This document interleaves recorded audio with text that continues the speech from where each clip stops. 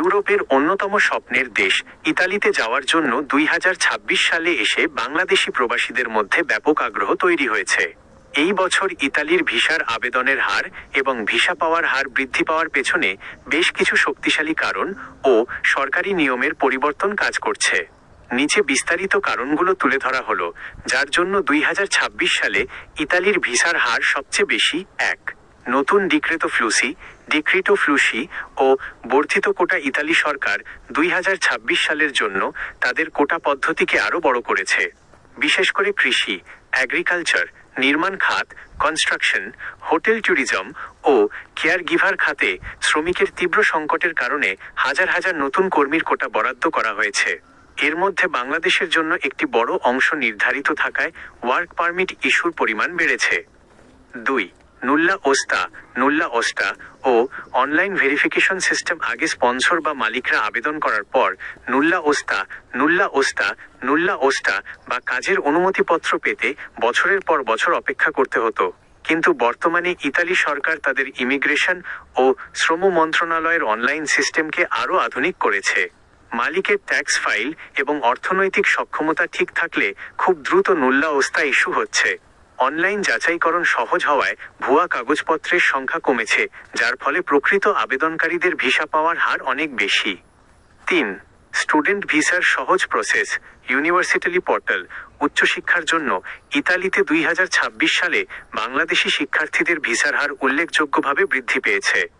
University পোর্টালে pre enrolment সম্পন্ন হওয়া শিক্ষার্থীদের জন্য ঢাকাস্থ ইতালি দূতাবাস এবং ভিএফএস গ্লোবাল বিশেষ অ্যাপয়েন্টমেন্টের ব্যবস্থা করেছে।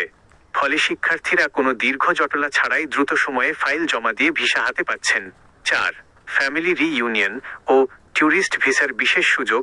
যারা অলরেডি ইতালিতে বৈধভাবে আছেন তাদের পরিবারের সদস্যদের ফ্যামিলি রিইউনিয়ন নিয়ে যাওয়ার প্রসেস আগের চেয়ে শিথিল করা হয়েছে।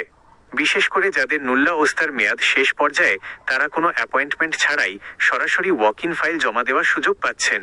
এছাড়া যারা নিয়মিত ভ্রমণকারী, গত 4 বছরে 3টি সেনজেন ভিসা সঠিকভাবে ব্যবহার করেছেন, তাদের জন্য কোনো অ্যাপয়েন্টমেন্ট ছাড়াই ট্যুরিস্ট ভিসা জমা দেওয়ার নতুন নিয়ম 2026 সাল থেকে চালু হয়েছে। 5. অ্যাপোস্টিল পদ্ধতির কারণে দ্রুত ডকুমেন্ট ভেরিফিকেশন। আগে বাংলাদেশের কোনো কাগজ, যেমন পুলিশ ক্লিয়ারেন্স, ম্যারেজ সার্টিফিকেট বা শিক্ষাগত সনদ ইতালির জন্য বৈধ করতে ইতালি দূতাবাস থেকে লিগ্যালাইজেশন করতে হতো, যা ছিল অত্যন্ত সময়সাপেক্ষ।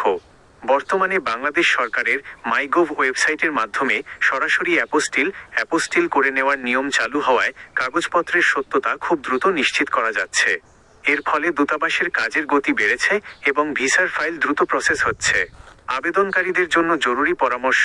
ইতালির ভিসা পাওয়ার হার ভালো হলেও একটি ছোট ভুলের কারণে ভিসা রিজেক্ট হতে পারে, তাই এই বিষয়গুলো নিশ্চিত করুন। কাগজপত্রের বৈধতা। কোনো প্রকার জাল কাজের চুক্তি বা ভুয়া ব্যাংক স্টেটমেন্ট জমা দেবেন না। অ্যাপোস্টিল করা আসল সার্টিফিকেট ও সঠিক তথ্য সাবমিট করুন। সঠিক ট্র্যাকিং। আপনার নুল্লা ওস্তা বা স্টুডেন্ট ফাইল অনুমোদিত হলে সরাসরি ভিএফএস গ্লোবালের অফিসিয়াল ওয়েব পোর্টালের মাধ্যমে অ্যাপয়েন্টমেন্ট বা নির্দেশনা অনুসরণ করুন। আপনি কি ইতালির নির্দিষ্ট কোনো ক্যাটাগরির ভিসা, যেমন সিজনাল ওয়ার্ক ভিসা নাকি স্টুডেন্ট ভিসা সম্পর্কে প্রসেস বা রিকোয়ারমেন্ট জানতে চাচ্ছেন?